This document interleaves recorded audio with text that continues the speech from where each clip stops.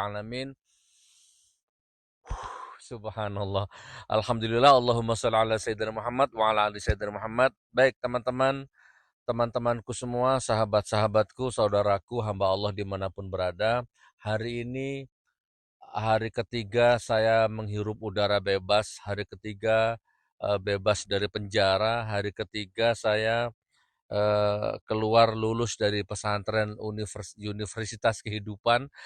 Ahlan wa sahlan, selamat datang Gus Nur, kembali menghirup udara kebebasan, kembali bertemu dengan teman-teman seperjuangan, kembali mengaktualisasikan mimpi-mimpi lama. Selama ini kami mengenal antum sebagai pejuang kebenaran dan keadilan, pahlawan tanpa tanda jasa, aktivis yang tidak kenal menyerah untuk memperjuangkan umat, memperjuangkan Indonesia yang lebih baik. Karena perjuangan dan idealisme antum seperti itulah harus keluar masuk penjara. Namun penjara antum tafsirkan sebagai pesantren, sebagai universitas kesejatian, sebagai universitas kehidupan, sehingga tidak heran kalau antum melakoninya sebagai takdir Allah tanpa beban, tidak dengan benci dan dendam. Itulah tafsir kehidupan yang luar biasa profetik dan heroik dari seorang pejuang kehidupan yang sudah matang. Gus Nur dijebloskan ke penjara pada masa pemerintahan Joko Widodo dan kini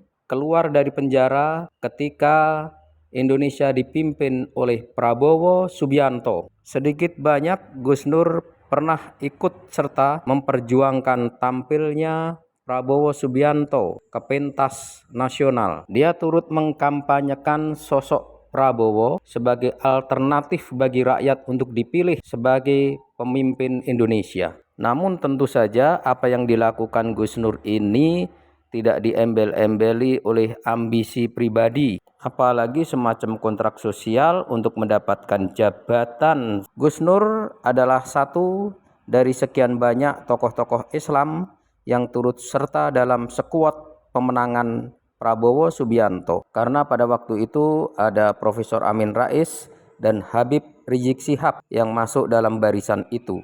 Dan satu di antaranya adalah Gus Nur. Dan hari ini Gus Nur sudah bebas. Tentu Gus Nur ingin kembali mengaktualisasikan mimpi-mimpi lama yang akan terus dia perjuangkan demi perbaikan umat dan bangsa Indonesia yang lebih baik. Dan satu hal di depan mata yang pasti dia juga tidak akan luput untuk memperjuangkan adalah isu tentang ijazah palsu Jokowi, yang gara-gara inilah dia juga harus merasakan kembali jeruji penjara. Gus Nur adalah satu dari dua orang korban polemik ijazah palsu Jokowi yang berkepanjangan tanpa ujung pangkal. Satu korban lainnya yaitu Bambang Tri, penulis buku Jokowi Undercover, sampai hari ini masih mendekam di penjara. Semoga kehadiran Gus Nur menjadi pemercepat